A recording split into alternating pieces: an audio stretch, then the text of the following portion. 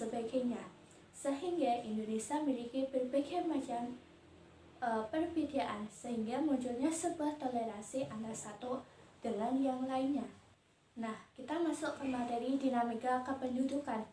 Penduduk merupakan seseorang yang tinggal dalam suatu wilayah atau daerah sekurang-kurangnya yaitu 6 bulan secara berturut-turut. Dalam sebuah kependudukan biasanya terdapat suatu dinamika. Dinamika merupakan suatu perubahan jumlah penduduk yang bisa disebabkan dari berbagai hal, seperti hanya kelahiran, kematian, dan migrasi atau perpindahan penduduk. Kelahiran seperti hanya ketika jumlah angka kelahiran naik, maka jumlah penduduk yang ada di Indonesia semakin bertambah. Dan kematian yaitu ketika jumlah angka kematian tinggi, maka jumlah penduduk di Indonesia akan rendah.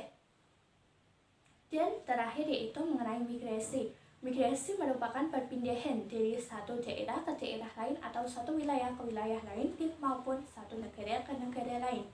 Bisa disebabkan karena mereka melanjutkan ke perguruan tinggi atau mencari pekerjaan dan menikah dengan orang yang ada di luar daerah atau luar wilayah tersebut. Dalam dinamika kependudukan di Indonesia, kita tidak hanya membahas mengenai jumlah penduduk yang ada di Indonesia atau pertambahan penduduk yang ada di Indonesia, melainkan berbagai hal yang menyeliputinya, yaitu berkaitan dengan komposisi penduduk, distribusi atau persebaran penduduk, kualitas penduduk, dan kepadatan penduduk atau jumlah penduduk. Yang mari kita bahas adalah yang pertama, yaitu mengenai kepadatan penduduk atau jumlah penduduk. Kepadatan penduduk yaitu perbandingan jumlah penduduk per luas wilayah yang ada di Indonesia. Dalam kepadatan penduduk ini dibagi menjadi dua jenis atau dua bagian. Yang pertama itu berdasarkan luas wilayah. Kalau berdasarkan luas wilayah, maka tentunya menggunakan rumus aritmatik, yaitu kepadatan penduduk sama dengan jumlah penduduk per luas wilayah yang ada atau daerah tersebut. Tahun 2010, penduduk Sumatera Barat mencapai 4.566.126 jiwa. Luas Sumatera Barat mencapai 42.224,65 km persegi. Berapakah kepadatan penduduk Sumatera Barat? Dan dengan menggunakan rumus kepadatan penduduk aritmatik sama dengan jumlah penduduk per luas wilayah, sama dengan 4.566.126 dibagi 42.224,65 km persegi. Jadi 108,14 jiwa per kilometer persegi atau 108 jiwa per kilometer persegi. Jadi kepadatan penduduk aritmatik di daerah Sumatera Barat pada tahun 2010 sebesar 108 jiwa per kilometer persegi. Dengan luas pertanian atau agraris, maka rumusnya yaitu kepadatan penduduk sama dengan jumlah penduduk per luas pertanian yang ada di daerah tersebut atau di wilayah tersebut. Contoh soal. Daerah Y pada tahun 2013 jumlah penduduknya 1.250.000 jiwa. Luas wilayah pertaniannya 8.758 km persegi. Kepadatan penduduk agraris dapat dihitung sebagai berikut.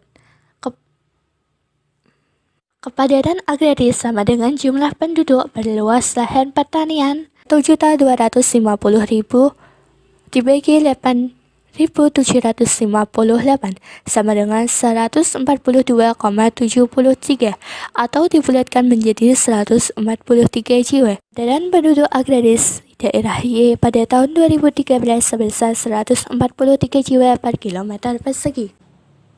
Ketika jumlah penduduk di Indonesia dan jumlah angka usia yang produktif meningkat atau lebih tinggi, maka negara akan dapat membangun perekonomian. Karena apa? Karena terdapatnya bonus demografi, di mana banyaknya usia yang produktif dan mampu melakukan berbagai usaha atau kegiatan dalam berbagai hal, seperti hanya perekonomian dan lain sebagainya, sehingga di Indonesia akan mampu meningkatkan kualitas dan melakukan pembangunan dalam bidang ekonomi.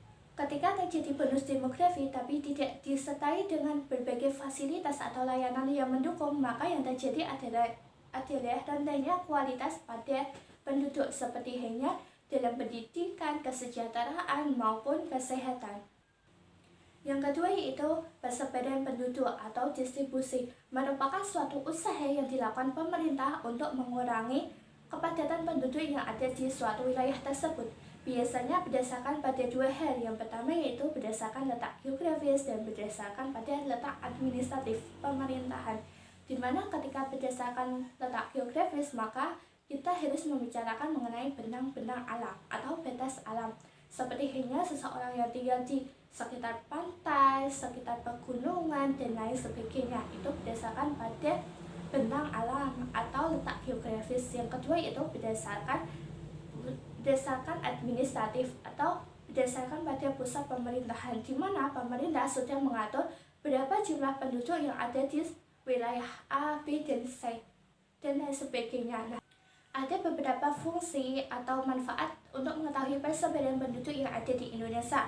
Yang pertama yaitu untuk mengetahui apakah persepedaan tersebut sudah merata atau tidak. Yang kedua yaitu untuk mengetahui apakah wilayah tersebut terjadi peledakan penduduk ataukah tidak. Yang ketiga yaitu untuk mengetahui faktor-faktor apa yang mempengaruhi adanya peledakan penduduk dalam suatu wilayah tersebut. Yang keempat yaitu untuk mengetahui budaya-budaya yang ada di wilayah tersebut. Penduduk tidak merata, maka akan timbul berbagai macam persoalan nantinya, seperti halnya banjir, tanah longsor, dan lain sebagainya. Itu merupakan salah satu penyebab dari adanya peledakan penduduk atau persepedaan penduduk yang tidak merata. Seperti halnya ketika kita melihat di kota besar atau di sekitar pusat pemerintahan, biasanya mereka penduduk tanpa memiliki kemampuan atau keterampilan tertentu.